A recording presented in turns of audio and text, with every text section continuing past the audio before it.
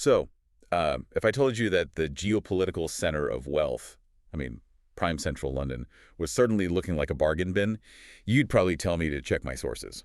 I'd probably laugh, yeah. Right. Because we're programmed to think of places like Belgravia or Chelsea as just unobtainable. Unobtainable or honestly just astronomical. Exactly.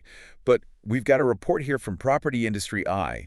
They're crunching Knight Frank data from September 2025, and it completely flips that script. It really does. So the mission for this deep dive is pretty simple.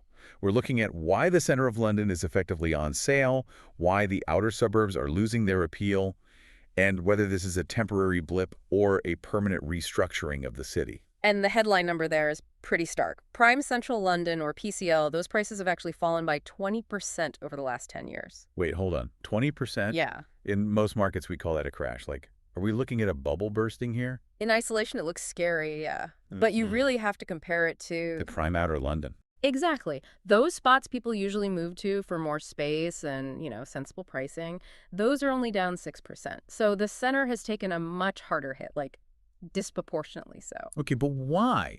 I mean, this is some of the most desirable dirt on the planet.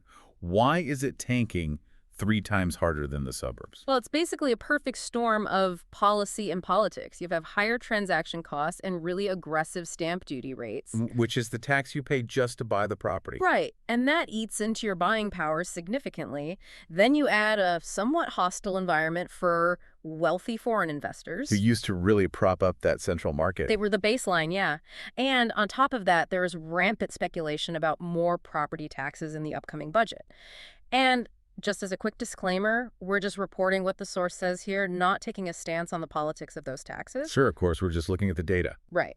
But the fact is, it creates uncertainty. And if you're parking millions of pounds, you really hate uncertainty. So the safe haven got risky.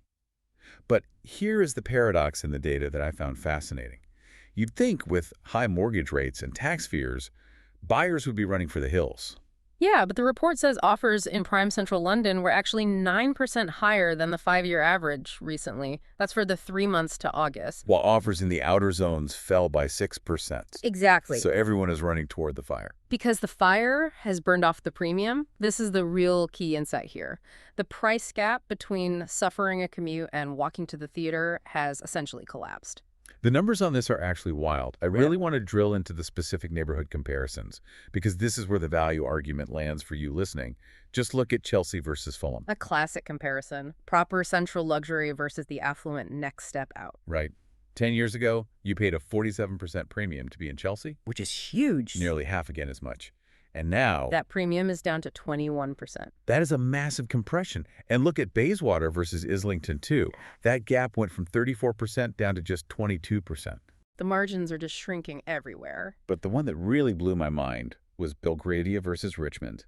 You've got the absolute pinnacle of exclusivity versus the nice, leafy riverside suburb. This is the killer stat from the whole report. A decade ago, the gap was 75%. You were paying nearly double the price to live in Belgravia. And today? That gap is just 29%. A 75% gap shrinking to 29%. That completely changes the math. If you were looking at Richmond purely because Belgravia was mathematically impossible, suddenly it's not. And that's exactly why we're seeing that uptick in offers. The lifestyle attraction of being central and cutting the commute is suddenly priced efficiently. If the cost difference is negligible, why spend an hour on the train? Right. It feels like the old rule of drive until you qualify is breaking. The suburbs aren't offering the discount they used to. Or rather, the center is offering a discount it never used to. But, and here's the caution, this is heavily driven by those tax landscapes we mentioned. Right. Which brings us to the big question for you, the listener. We're seeing a structural shift where the premium for a prestigious postcode has totally collapsed.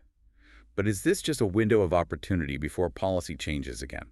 That's the gamble. Are we just in a dip, or has London permanently revalued its hierarchy? If Belgravia never regains that 75% premium over Richmond, then the old rules of location, location, location are officially rewritten. It really makes you rethink what value means in real estate. Something to chew on before you browse the listings. Thanks for joining us for this deep dive.